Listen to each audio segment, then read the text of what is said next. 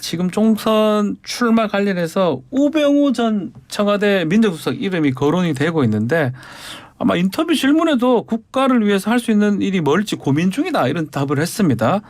어떤 뜻으로 봐야 됩니까? 고민 중인 것보다 출마 결심한 거죠. 아, 출마를 결심한 거다 이거는. 출마 결심했는데 우병우 전 박근혜 대통령 정부 때 예. 민정수석이 뭐 박근혜 대통령 정부 때 그 탄핵 여러 가지 상황에서 여러 가지 조금 책임이 있습니다. 그런데 나이로 보나 여러 가지 그때 상황을 이렇게 본인의 명예 회복을 위해서라도 출마할 수밖에 없을 거다. 그래서 연말에 사면 복권시켜준 이유도 윤석열 정부가 시켜준 것은 출마하라는 뜻 아닙니까? 아, 그럼 윤석열 대통령하고 우병우 수석하고 되게 가깝잖아요. 아하, 뭐 특수통 검사. 그리고 뭐 두 분이 뭐 이런 관계 없을 때는 서로 간의 신뢰도가 굉장히 있는 그러한 관계다. 그래서 우병우 전 수석이 출마는 기정사실인데 네. 문제는 고향이 영주잖아요. 예, 경북 영주입니다. 영주는 한 10만 되고 영주, 영양, 봉화, 울진 합쳐서 합니다. 이렇게 예. 합쳐서 하는데 예. 울진은 5만밖에 안 돼요. 예. 결국 지금 현재 박영수 의원은 울진인데 네.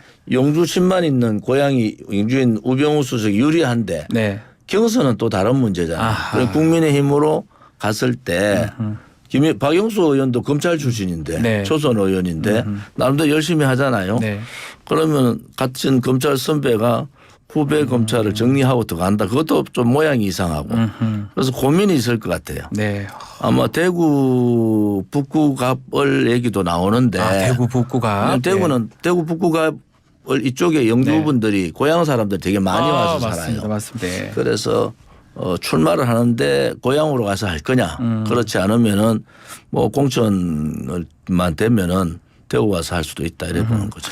자, 또 거론되는 인물이 같은 뭐 민정수석도 지냈던 민주당입니다. 법무부 장관까지 했던 조국 전 장관 출마설이 자꾸 돌고 있어요. 지난 SNS 보니까 문재인 전 대통령 예방했다는 사실도 밝혔는데 이게 정치활동 신호탄이 될 수 있을까요? 문재인 전 대통령하고 조국 장관의 벽이 있죠. 왜냐하면은 그 조국의 강을 건너지 못해서 네. 정권 재창출을 못했다고 민주당 지지자들은 조국 전 장관에 대한 평이 있잖아요. 네. 감정이 안 좋습니다. 사실은. 그런데 조국 장관으로 봐서는 부인도 감옥에 계시고 네. 뭐 나머지 여러 가지 봐서는 나이도 있고 나이가 많지도 않습니다.